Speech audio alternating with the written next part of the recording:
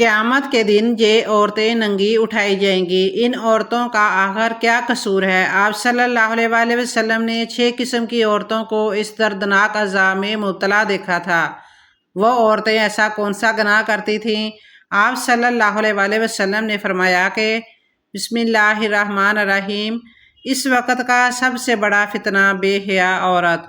قصوہ حشر کے فتنوں میں ایک بڑا فتنہ حیا باختہ عورتوں کا بھی ہے، جن کا لباس مغربی عورت کی تخلیق میں دن بدن گھٹتا ہی جا رہا ہے۔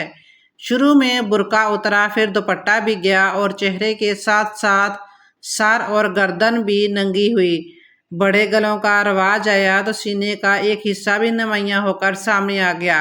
آئے دن عورتوں کی قمیضیں چھوٹی سے چھوٹی اور تنگ سے تنگ ہوتی جا رہی ہیں، جس کا صرف اور صرف ایک ہی مقصد ہے کہ عورت نے اپنے جسم کے جن اعضائے معاشتی گردنوں کی وجہ سے چھپایا ہوا تھا، وہ بھی کسی طرح تنگ اور باریک کپڑا پہننے سے نمایاں ہو کر سامنے آ جائے۔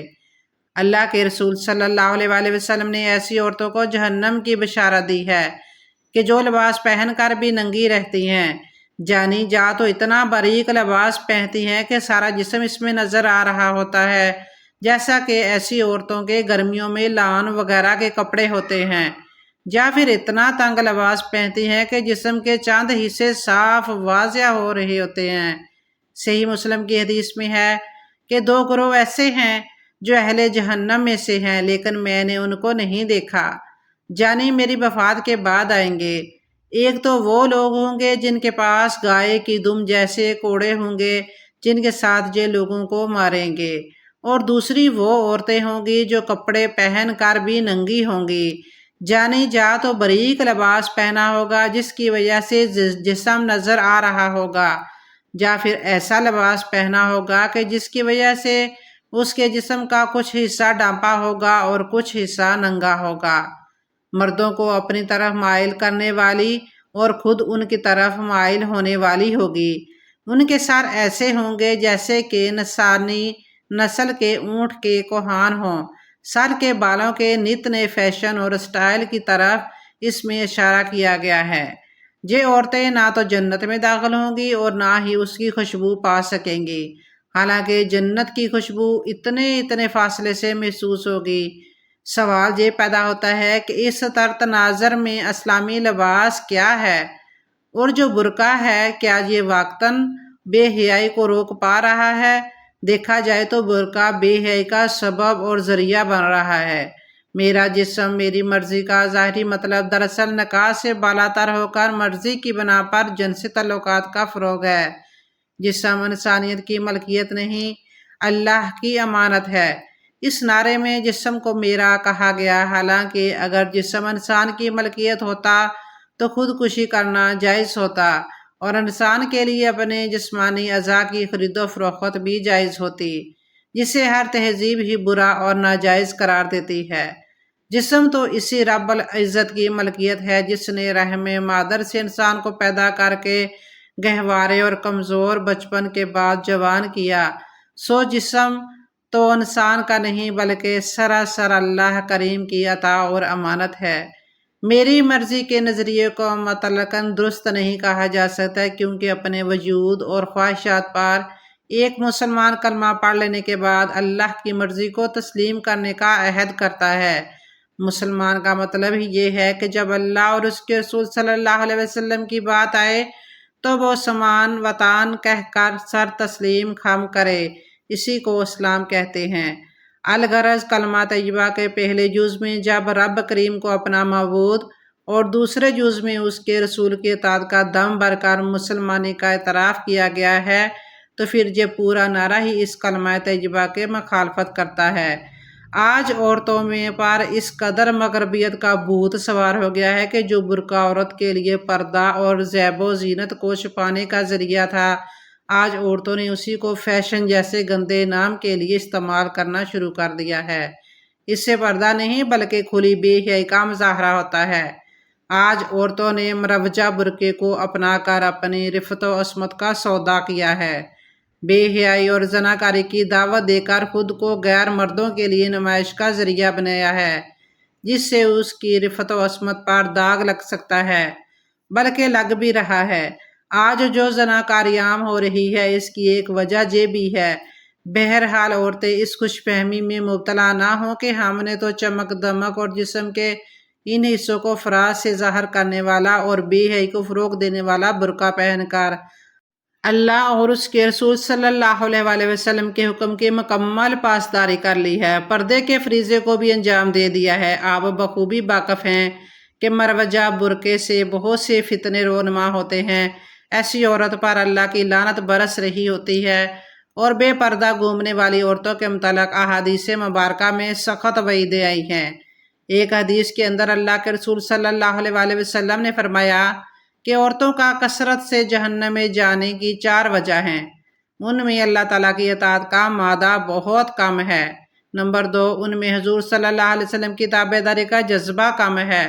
नंबर 3, उनमें अपने खावंद की फरमाबरदारी कम है। नंबर 4, उनके अंदर बन ठन कर बेपर्दा घर से निकलने का जज्बा बहुत ज़्यादा पाया जाता है।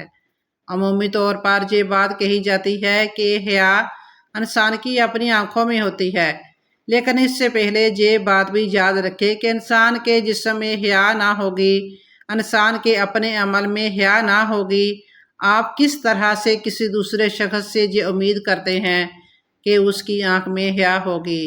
क्योंकि जब पर्दे का मकसद ही पूरा नहीं हो रहा तो इस तरह नुमाइश करने से और लोगों को दावत नज़ारा देकर गनाह में मुब्तला करने से क्या फ़ायदा। मर्द हजरात को चाहिए कि अपने अपने घरों का जायज़ा लेकर अपनी माँओं बहनों को शरई पर्दा कराने की कोशिश करे ताकि उनकी और आपकी आखिरत बर्बाद ना हो।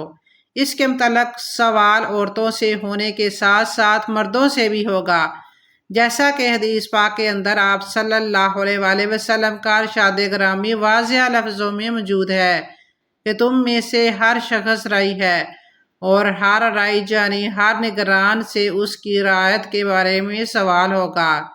जाने तुम में से हर शख्स निगरान है और हर निगरान से उसके मताहतों के बारे में सवाल होगा। इस हदीस की रूह से मर्द हजरात अपनी औरतों के निगरान है, इसलिए उनसे उनकी औरतों के मुतल्लक भी सवाल होगा कि तुमने अपनी बीवियों बेटियों और माओं को गुनाहों से क्यों नहीं रोका, उनको शरीयत का पाबंद क्यों नहीं बनाया और ऐसे बुरके का इस्तेमाल क्यों करने दिया जिससे बेपर्दगी लाजम आए।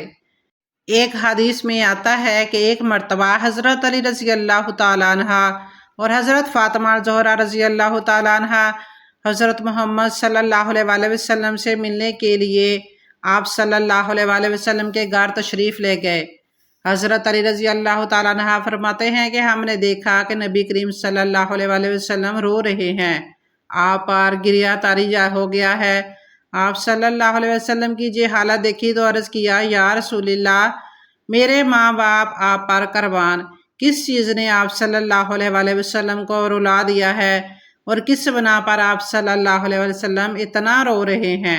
आप सल्लल्लाहु अलैहि वसल्लम ने जवाब में फरमाया, मैंने शब मराज में अपनी उम्मत की औरतों को जहन्नम में किस्म किस्म के अजाबों में गिरफ्तार देखा है और इतना शदीद और हौलनाक अजाब था, इस अजाब के तसव्वुर से मुझे रोना आ रहा है।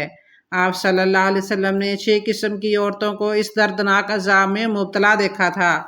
आप सल्लल्लाहु अलैहि वसल्लम ने इरशाद फरमाया, मैंने एक ऐसी औरत को देखा जो अपनी ज़बान के ज़रिए लटकी हुई थी। आप देखें कि ज़बान कितनी नाजुक होती है, अगर बंदा थोड़ी सी पकड़ कर खींचे तो कितनी तकलीफ़ होती है, और वो औरत अपनी ज़बान के ज़रिए लटक रही थी जैसे कसाई किसी बकरे के कान में सुराख करके सर को कील के साथ लटका देता है।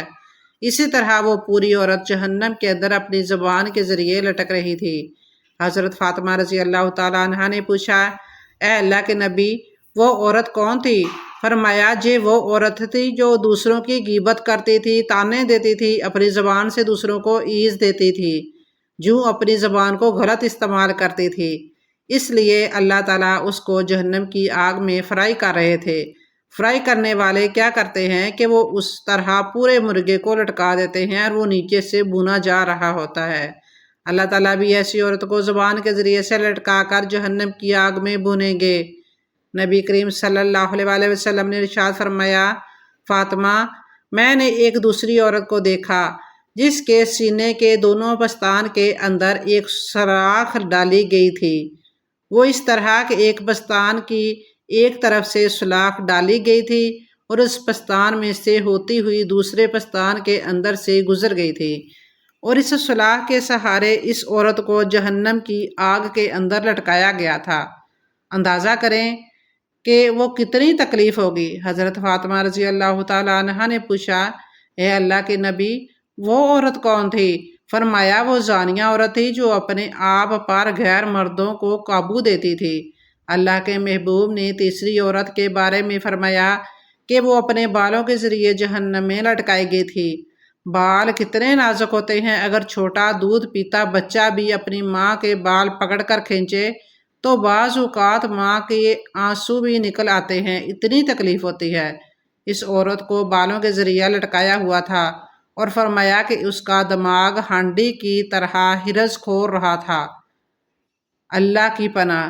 حضرت فاطمہ رضی اللہ تعالیٰ عنہا نے عرض کیا، اللہ کے نبی صلی اللہ علیہ وآلہ وسلم، اس عورت کو اس طرح کس وجہ سے لٹکایا گیا تھا؟ فرمایا، وہ بے پردہ گھر سے نکل کر گھومنے والی عورت تھی۔ اس کی بے پردگی کی وجہ سے اللہ تعالیٰ اس کو یہ سزا دے رہے تھے۔ پھر ایک چوتھی عورت کے متعلق نبی کریم صلی اللہ علیہ وآلہ وسلم نے ارشاد فرمایا کہ میں نے اسے اس حال میں دیکھا کہ اس کے دونوں پیر سینے سے بندھے ہوئے تھے اور دونوں ہاتھ سر سے بندھے ہوئے تھے۔ اس کے بارے میں آپ صلی اللہ علیہ وآلہ وسلم نے ارشاد فرمایا کہ یہ وہ عورت تھی جو دنیا میں جنابت اور حیض سے پاک صاف ہونے کا خیال نہیں رکھتی تھی۔ پھر نبی کریم صلی اللہ علیہ وآلہ وسلم نے ارشاد فرمایا کہ میں نے پانچویں عورت کو دیکھا کہ اس کا چہرہ خنزیر کی طرح اور باقی جسم گدھے کی طرح بن گیا تھا۔ وہ عورت ہی تھی لیکن اس کے جسم کی جلد ایسی بن گئی تھی کہ چہرہ خنزیر کی طرح اور باقی جسم گدھے کی طرح لگتا تھا، گویا اس کی شکل مسخ کر دی گئی تھی اور اس طرح اس کو عذاب ہو رہا تھا۔ نبی کریم صلی اللہ علیہ وآلہ وسلم نے ارشاد فرمایا، یہ وہ عورت تھی جو جھوٹ بولتی تھی، غیبت کرتی تھی، چغل خوری کرتی تھی۔ پھر نبی کریم صلی اللہ علیہ وآلہ وسلم نے ارشاد فرمایا کہ میں نے چھٹی عورت کو جہنم میں دیکھا کہ اس کی شکل کتے جیسی تھی اور وہ ایسی آواز نکالتی تھی جیسے کوئی کتا بھونک رہا ہوتا ہے۔ آگ اس کے منہ میں داخل ہوتی تھی اور اس کے پاخانہ کی جگہ سے باہر نکل جاتی تھی اور اس کو فرشتے گزر مار رہے تھے۔ پوچھا گیا، اے اللہ کے نبی، اس نے کون سا قصور کیا تھا؟ آپ صلی اللہ علیہ وسلم نے فرمایا، اس کے اندر حسد بہت زیادہ تھا۔ جہنم میں عورتوں پر عذاب دیکھنے کے سلسلے میں آپ صلی اللہ علیہ وآلہ وسلم نے اور بھی بہت سی حدیثیں بیان فرمائی ہیں۔ چنانچہ نامحرم مردوں کے سامنے پردہ نکلنے کے سلسلے میں ایک حدیث میں آپ صلی اللہ علیہ وآلہ وسلم نے جہنم میں زیادہ تر عورتوں کو دیکھا ہے۔ پھر فرمایا کہ عورتوں کی جہنم میں کثرت سے جانے کی 4 وجہ ہیں۔ ایک وجہ یہ ہے کہ ان میں اللہ تعالیٰ کی اطاعت کا مادہ بہت کم ہے۔ ان میں دوسری وجہ یہ ہے کہ ان میں رسول اللہ صلی اللہ علیہ وآلہ وسلم کی تابعداری کا جذبہ کم ہے۔